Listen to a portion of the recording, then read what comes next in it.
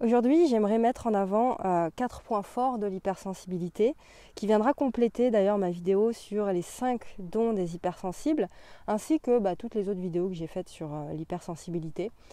Avant ça, j'aimerais te faire passer un message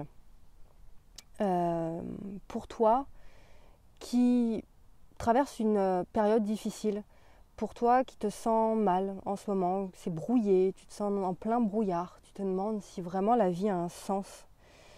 J'aimerais te dire que peu importe ce que tu vis aujourd'hui, aussi difficile soit-il, peu importe où tu en es, eh bien tu peux y arriver. Tu en es capable en fait. Tu peux te libérer de toutes ces pensées nocives qui te bouffent la vie. Tu peux vivre cette vie que tu t'es imaginée. Et c'est possible. Et je sais que c'est possible pour toi. Je voulais te dire ça. On n'a pas le contrôle sur l'extérieur, sur ce qui se passe à l'extérieur. On n'a pas le contrôle sur les autres. Mais on a du pouvoir sur nos choix. Tu as du pouvoir sur tes choix, tu as du pouvoir sur tes pensées, sur l'état d'esprit que tu vas décider de développer face à ce qui t'arrive. Ça, c'est notre pouvoir. Ça, c'est sous notre contrôle. Tu as beaucoup plus de pouvoir que tu ne le penses. Alors ce que je te propose, c'est de voir ce pouvoir-là enfin et d'avancer, de continuer sur ta route, sur ta lancée, même avec des petits pas, aussi petits soient-ils, ces pas, c'est bon en fait. C'est ça l'espoir. Et tu fais preuve de courage quand tu fais ça. Et je suis là pour ça aussi. Je suis là pour toi, pour t'aider, vraiment. Je suis une personne comme toi qui a décidé de prendre son téléphone là maintenant, pendant sa balade, et puis d'enregistrer ça. Ça vaut ce que ça vaut, c'est fragile, c'est hyper imparfait, mais je le fais en fait. Je le fais parce que je me sens poussée à le faire pour toi. Je fais le choix de le faire. Je fais le choix de transmettre. Je fais le choix de l'amour pour le monde. Il y a Bouddha qui disait que plutôt que de maudire les ténèbres, allume une chandelle. Mais c'est tellement parlant en fait. Et je suis là pour ça, pour t'apporter toute la force que mon passé, mes expériences passées m'ont apporté, m'ont forgé, etc. Tout ça à mon échelle évidemment, à ma petite échelle d'être humaine, mais c'est tout petit peut-être, mais voilà, c'est ma mission et je le fais, je prends cette décision-là. Donc crois en toi et continue. Donne-toi de l'amour. Donne-toi de l'amour, prends soin de toi en fait, de tes désirs, de tes aspirations profondes. Prends soin de toi. La quantité de respect que tu vas recevoir de l'extérieur, la quantité d'amour, la quantité d'abondance en tous les domaines que tu vas recevoir de l'extérieur, c'est la conséquence de la quantité d'amour que tu te donnes à toi-même. Donc apprends à t'aimer, apprends à comprendre ce que ça signifie, à s'aimer soi-même, se trouver soi-même, se connecter à soi, prendre sa place. Aime-toi sans condition, sans aucune condition, aime-toi, donne-toi de l'amour. C'est vraiment le plus important pour trouver ton équilibre. Ce que je voulais te dire aussi avant de passer aux 4 points, partage ces vidéos, aide-moi à faire passer mon message pour toi, pour ton entourage, pour le monde. J'ai besoin de vous tous en fait pour faire ça, pour que vous partagiez tout ça sur les réseaux sociaux. C'est un peu votre part du colibri, quelque part. Voilà, donc merci pour ça, merci pour contribuer. Venons-en maintenant au fait de cet épisode quand même, les 4 points forts de l'hypersensible. Écoute bien jusqu'à la fin, ne t'arrête pas en chemin, voilà, c'est important.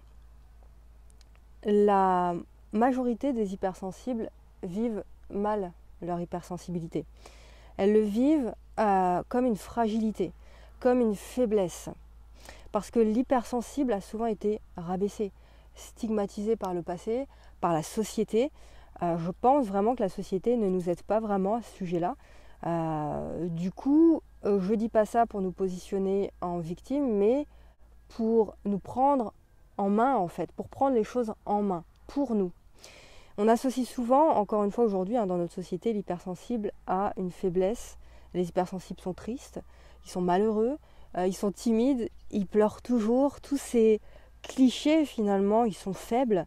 On a encore des schémas de pensée comme ça, tout simplement parce que c'est un sujet qui est mal compris par les gens. Les gens ont tendance à rester très en surface par rapport à tous les sujets qui soient d'ailleurs. D'où l'importance pour nous qui sommes concernés de nous exprimer, de nous positionner sur ce sujet et de dire ce qu'on a à dire. De dire ce qu'on a à dire, de dire ce qu'on vit d'exprimer, de libérer notre parole par rapport à ce qu'on vit, par rapport à notre vision du monde, à ce qu'on peut apporter à ce monde. Et crois-moi qu'on peut en apporter des choses à ce monde, surtout dans le monde dans lequel on vit aujourd'hui, un monde hyposensible. C'est fondamental de faire ça selon moi. Je le dis régulièrement dans mes contenus, pour moi la prochaine civilisation sera la civilisation du cœur. Et les personnes hautement sensibles, elles ont un incroyable rôle à jouer parce qu'elles ont naturellement une propension à l'introspection, tout en ayant en même temps une ouverture à l'autre qui est particulière, mais une ouverture à l'autre, une empathie exceptionnelle, une compréhension fine de leur environnement, grâce à leur sens, tu vois, une compréhension des enjeux. Donc on a ce rôle-là à jouer. Alors passons aux 4 choses, aux 4 forces de l'hypersensible. La première des choses, c'est le sens du détail. On a cette capacité d'émerveillement qui est incroyable. Dans les tout petits détails, un tout petit rien qui peut sembler parfaitement normal pour quelqu'un, ou même voire inaperçu pour quelqu'un d'autre, eh bien l'hypersensible est capable de se représenter les moindres détails de ce truc-là, de ce phénomène, de cette situation, de cet événement. Par exemple, les changements d'ambiance subtils, les odeurs subtiles, comment on appelle ça, les nuances de goût, même dans les aliments. Alors moi j'adore manger, c'est vraiment un plaisir de fou quoi. Même un plat très simple qui est courant pour la majorité des gens, mais je vais ressentir une telle gratitude de le manger en fait. Et je ne sais pas comment expliquer ce ressenti-là. C'est vraiment quelque chose de très fort pour des petits détails finalement. La beauté des nuances, les couleurs, les couleurs d'un coucher de soleil par exemple, la sensation du soleil sur ta peau, tout ça. L'hypersensible va remarquer beaucoup plus rapidement, va ressentir ça avec beaucoup plus d'intensité et pour tous les domaines de sa vie finalement. Alors c'est vrai que cette capacité d'émerveillement, tout le monde peut la vivre, n'importe qui, sans forcément que ce soit une personne hypersensible, mais chez les hypersensibles c'est beaucoup plus fort, c'est quand même beaucoup plus accentué, c'est beaucoup plus intense. Et on le ressent vraiment, ça vient du cœur, c'est au fin fond, au plus profond de nous, c'est quelque chose de très très fort. Et quand c'est exprimé à l'extérieur, mais ça crée des choses de fou, ça crée des choses, ça te permet de bâtir vraiment de belles choses, même dans ton quotidien, ça. Ta sensibilité est une création en elle-même. Le fait d'être profondément touché par le malheur de ce qui se passe dans le monde, la souffrance, l'injustice, c'est fort ça quand ça nous touche, quand ça nous prend aux tripes. Et quand on est capable d'en faire quelque chose, de transformer ça en puissance, et non pas simplement en quelque chose de noir, en quelque chose de lourd, mais de le transformer en puissance, encore une fois, mais c'est un truc de fou. Et c'est en ça que, selon moi, l'hypersensibilité est une création en elle-même. Mais il faut en avoir conscience. Il faut en prendre conscience. Il faut avoir envie que ça devienne une création pour soi, pour son quotidien. Tu vois, tout le monde n'est pas touché par les problèmes des gens, par les problèmes du monde. Il y a des personnes qui ne sont pas du tout touchées par ce qui se passe actuellement dans le monde, avec toute cette histoire depuis plus de 2 ans avec le Covid. Il y a des personnes qui ne sont pas du tout touchées par ça, qui se disent bon, voilà, c'est comme ça. Et puis il y en a d'autres qui trouvent ça profondément, comment dire, triste, ouais. Et qui ne veulent pas s'arrêter là, qui ont envie de mettre leur pierre à l'édifice et de se dire mais non en fait. On ne veut pas de ça, on ne veut pas de ce qu'on nous réserve là pour les prochaines générations, on ne veut pas de ça. Et il faut une profonde sensibilité ça pour l'exprimer. Les gens hautement sensibles ressentent ça. Ils l'expriment à leur façon, d'une manière plus ou moins claire, d'une manière plus ou moins... Voilà, mais à leur façon. Mais il faut une sacrée sensibilité pour pouvoir se dire... taper du poing sur la table et se dire merde en fait, je ne veux pas de ça et je vais faire en sorte de changer ça grâce à ma sensibilité, en y mettant mon cœur, tout mon cœur et toute mon âme pour que ça change. Toutes les forces là dont je vais vous expliquer, elles sont plus ou moins liées entre elles évidemment, et la deuxième force, c'est la force de créer des liens. Et ça rejoint un peu ce que je viens de dire en tant qu'hypersensible. Lorsqu'on se connecte à notre cœur, on est capable de miracles. L'hypersensible, dans sa compréhension à l'autre, joue joue souvent un rôle de médiateur, d'éclaireur, pour calmer la situation, pour apaiser la situation. Souvent, les gens se tournent vers toi pour ça, finalement, parce que tu as une écoute attentive, tu as le bon mot, souvent, pour apaiser une douleur, pour écouter quelqu'un, pour le rassurer, pour lui montrer la voie, pour lui dire « allez, vas-y », toutes ces choses-là. Donc, ramener aussi, capacité à ramener la paix, la douceur, le discernement, la candeur, et ça c'est top dans le monde actuel. On a besoin de ça, je pense que tu es d'accord avec moi, parce que ça inspire les autres, ça. Et lorsque tu es inspiré par quelqu'un, c'est que cette personne, elle est capable de te comprendre, elle est capable déjà, elle possède en elle ce que tu as en toi, c'est pour ça qu'elle t'inspire, mais voilà, cette capacité de comprendre, d'interpréter tes besoins, et ça c'est fort. Et on a généralement envie d'être près d'une personne qui comprend l'autre, qui le regarde avec le langage du cœur finalement. Je pense aussi que l'hypersensible a cette capacité à capter l'autre par son empathie, ce que ressent l'autre en profondeur. En tant qu'accompagnant, en tant que guide, en tant que coach ou formateur, ça c'est une capacité indispensable de savoir capter instinctivement l'autre, ce que l'autre ressent, ressentir son besoin à l'instant T, percevoir vraiment ce dont la personne a besoin à cet instant. Elle a besoin en termes de mots, en termes de paroles, en termes de réconfort, en termes de tout ça. L'hypersensible a cette aptitude à se mettre à la place de l'autre, à comprendre rapidement quelle solution son coaché, son mentoré, son élève a besoin. C'est la raison pour laquelle les hypersensibles d'ailleurs sont de bons accompagnants, de bons guides, de bons thérapeutes. Dans leur matière. Surtout, évidemment, l'hypersensible qui s'assume, qui a appris à se connaître véritablement, à se connecter à sa puissance, à sa guidance, à son intuition, pour savoir spécifiquement ce dont le monde a besoin. Donc en gros, on est des bons éclaireurs. Et c'est cela finalement que le monde a besoin, d'éclaireurs, de chercheurs de vérité, d'artisans de lumière. Et beaucoup sont des hypersensibles. J'aimerais juste rebondir sur un truc avant de passer aux autres forces. Quand je m'affirme au sujet d'une catégorie de personnes, donc au sujet des hypersensibles, des hauts potentiels, des zèbres, des atypiques, etc., des entrepreneurs, des êtres de lumière, bref, je ne dis pas qu'il y a une catégorie de personnes supérieure à l'autre. Je ne suis pas en train de dire dans ces épisodes que l'hypersensible est un être supérieur aux autres. Loin de là. C'est pas vraiment mon point de vue, c'est même pas mon fonctionnement de penser comme ça. Les hypersensibles sont en aucun cas supérieurs à d'autres.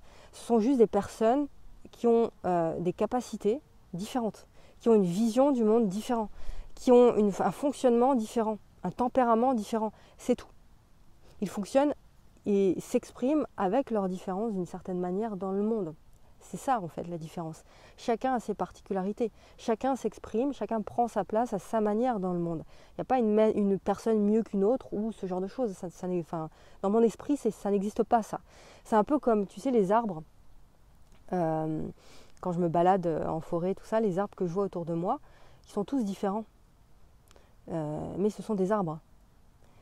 Il y en a qui ont des feuilles, il y en a d'autres qui ont des branches un peu biscornues, d'autres qui n'ont pas de branches, d'autres qui ont des fruits, d'autres non. Mais c'est comme ça finalement.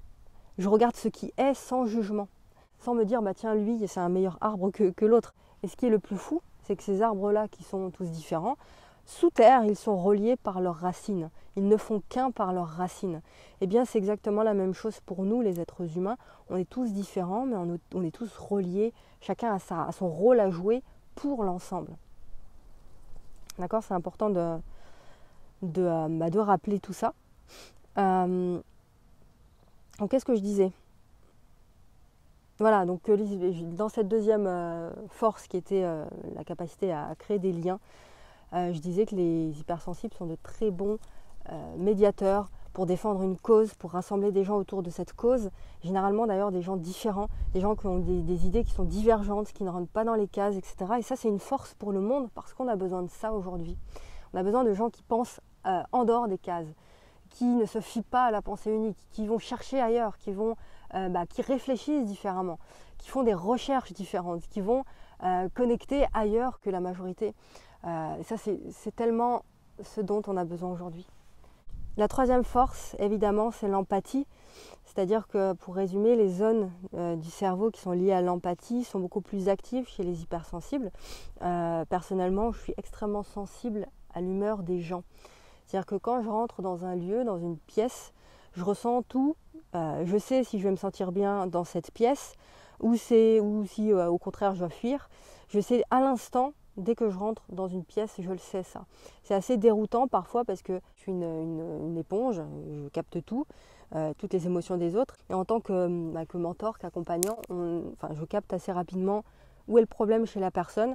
Je sais si la personne, elle se ment à elle-même, elle me ment ou pas, elle dit la vérité ou pas, ou si elle se trouve des excuses.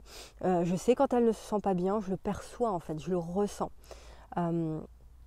Très rapidement. Ça, c'est une force incroyable aussi pour un coach, pour un thérapeute, pour un formateur, pour quelqu'un qui souhaite aider l'autre. Même si tu souhaites juste aider quelqu'un dans ton entourage, ton cousin, ta sœur ou je ne sais quoi, c'est indispensable d'avoir cette empathie-là, d'avoir cette capacité de se mettre dans les pompes de l'autre. Et ça fait de toi un canal de transformation, un canal d'élévation pour ton entourage, pour celui ou celle que tu aides, pour tes clients et pour le monde aussi. La dernière force, la quatrième force que je voulais voir avec vous, évidemment, il y en a plein d'autres. Ici, je mets en avant 4. C'est le fait d'apprécier la beauté, d'apprécier l'émerveillement, de vivre l'émerveillement. Et être capable de faire ça, finalement, de ressentir de la joie, d'avoir cette capacité de gratitude, de se mettre dans la gratitude, dans la reconnaissance de ce qu'on vit, de la beauté de ce qu'on vit. C'est pas donné à tout le monde, c'est important, c'est nécessaire. Et ça aide beaucoup ça. Alors je dis pas que tous les hypersensibles ont cette capacité toujours, mais la propension, elle est plus importante chez les hypersensibles. La beauté de la vie, la beauté de la nature, la beauté d'un arbre, la beauté d'une plante, le ciel. Si tu me suis sur Instagram, je photographie souvent le ciel, juste le ciel en fait, même s'il n'y a rien à voir. Je ne sais pas pourquoi je fais ça, je trouve ça magnifique. C'est majestueux, et donc du coup c'est beau et il n'y a pas d'explication à donner. La couleur du ciel, un tableau, l'art, le tronc d'un arbre, j'en ai des frissons en fait rien que de te parler de ça. Donc c'est plus ou moins intense, je te disais, en fonction des personnes, et c'est très très accentué chez moi. Je perçois vraiment mes impressions sans filtre. Et du coup, tout ce que je vis à l'extérieur, c'est aussi sans filtre. Et c'est très extrême, c'est très riche et c'est très intense. Et si ça te parle aussi, c'est que ça l'est pour toi. Ça se ressent également dans ce que je transmets.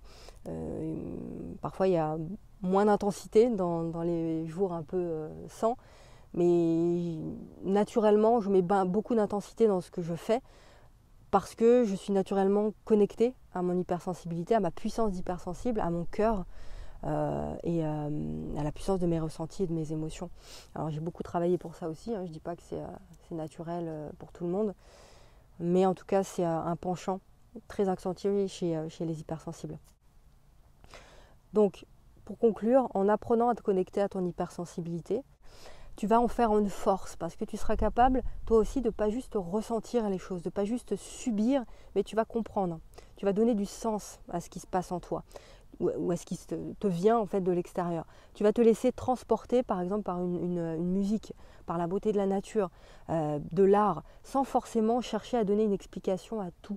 C'est juste là, c'est juste le moment présent, c'est juste être, c'est juste laisser venir, accueillir. Et ça, c'est une des façons d'ailleurs d'arrêter de subir ces émotions, c'est de les accueillir, de décider de les laisser vivre en soi, de les laisser être, d'en comprendre le message pour les libérer. Et l'hypersensible qui est capable de faire ça, il est capable d'une telle puissance pour ses objectifs de vie, pour l'autre et pour le monde qui est incroyable. Donc ne doute plus de tes ressentis, utilise ta vibe, ta vibration pour créer des élans d'espoir, pour créer des élans de grandeur autour de toi.